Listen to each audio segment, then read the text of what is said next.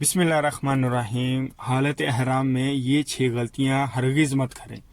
Number 1, किसी भी किस्म की खुशबू मत लगाएं या किसी भी किस्म की खुशबूदार चीज़ मत खाएं, जैसे कि इलायची या बबलगम वगैरह हो गई। इसे खाने से आप पे दम वाजिब हो जाएगा। नंबर 2, किसी भी किस्म का तेल अपने जिस्म पर मत लगाएं या कंघी मत करें। कंघी करने से भी आपके दम वाजिब हो जाएगा।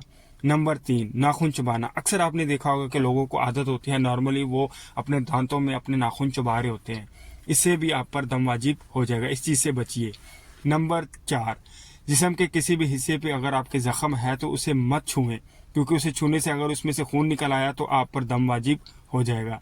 और बाल, जिस्म के कोई भी बाल अगर टूट जाए तब भी आप पर दम वाजिब हो जाएगा। और लास्ट में जो जो 2 हैं, ये खुसूसी मर्द हजरात के लिए। अक्सर आपने देखा होगा कि मर्द हजरात जो हैं अपने एहराम की चादर सर पर ओढ़ लेते हैं या किसी भी चीज़ से ढांप लेते हैं, तब भी दम वाजिब हो जाएगा। जैसे कि अक्सर एहराम की चादर सर पर ओढ़ लेते हैं और टोपी भी पहन लेते हैं।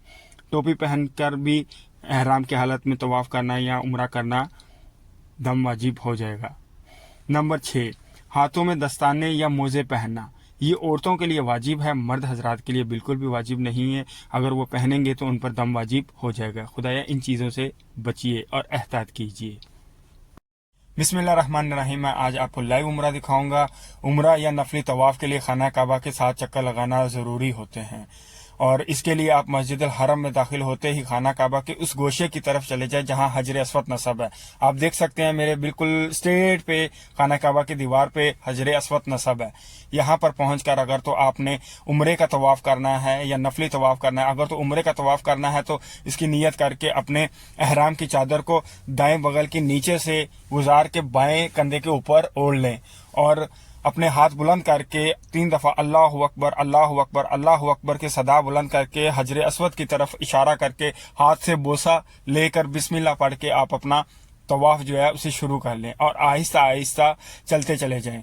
और जो दुआ आपको याद है वो पढ़ते चले जाएं। लेकिन अफजल ये है कि आप ये दुआ पढ़ें, रब्बना आतिना फिद दुनिया हसनतम व फिल आखिरत हसनतम व वक्किना अज़ाबुल नार।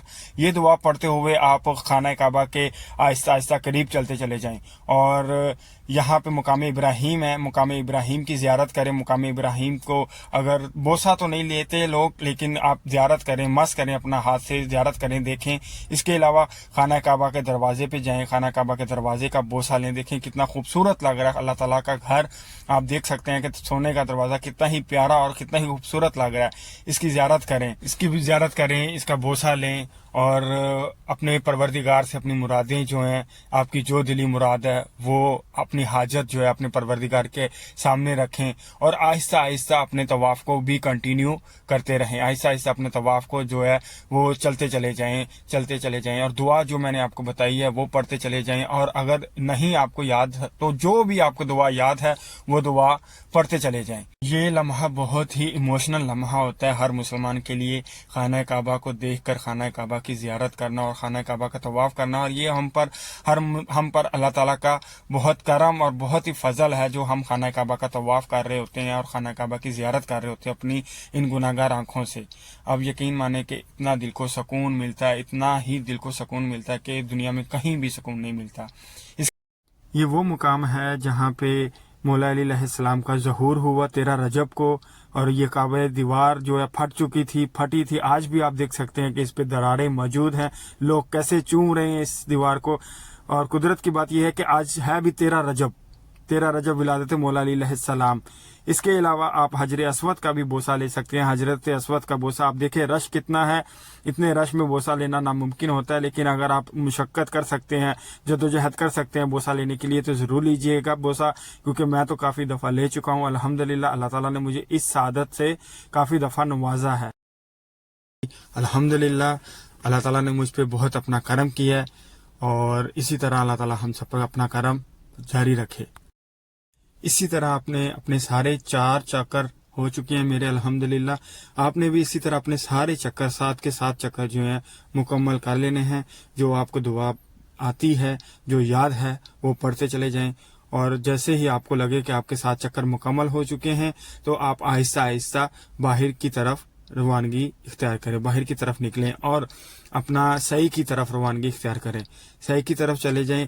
جیسے ہی آپ حجر اسود کی طرف پہنچیں گے دوبارہ 7ویں چکر پہ، تو آپ کو ساتھ ہی سعی کے لیے راستہ نظر آ جائے گا۔ آپ سعی کی طرف پہنچے۔ سعی کیا ہے؟ سعی کسے کہتے ہیں؟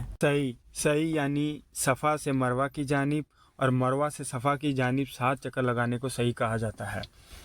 صفا اور مروہ کی 2 پہاڑیاں ہیں جن کے درمیان حضرت ہاجرہ نے اپنے بیٹے حضرت اسماعیل علیہ السلام کے لیے پانی کی تلاش میں 7 چکر لگائے تھے۔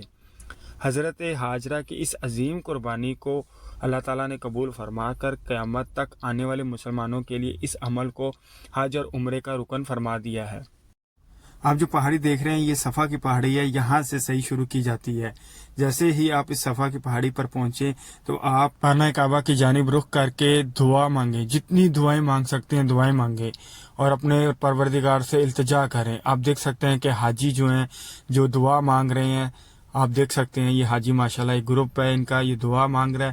اور جیسے ہی دعاؤں سے آپ فارغ ہو جائیں تو آپ بسم اللہ پڑھ کے اپنا جو سعی شروع کریں، سعی شروع کر کے آپ آہستہ آہستہ جیسے دیکھ رہے ہیں آپ میرے سامنے حاجی جو ہے نیچے کی طرف اتر رہے ہیں، مروہ کی طرف جا رہے ہیں۔ آپ بھی روانگی اختیار کریں مروہ کی طرف، اور جو دعا آپ کو یاد ہے وہ دعا پڑھتے چلے جائیں۔ ضروری نہیں ہے کہ کوئی اسپیشل دعا ہے یا کوئی خاص دعا ہے، جو آپ کو یاد ہے دعا جو آپ آسانی سے پڑھ سکتے ہیں وہ دعا پڑھتے ہوئے آپ اپنی سعی کی سر انجام دیں۔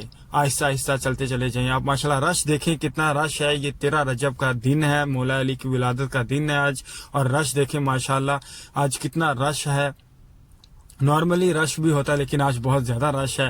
انشاءاللہ امید کرتا ہوں کہ میں بھی اپنا آرام سے جو آسانی سے صحیح مکمل کر لوں گا۔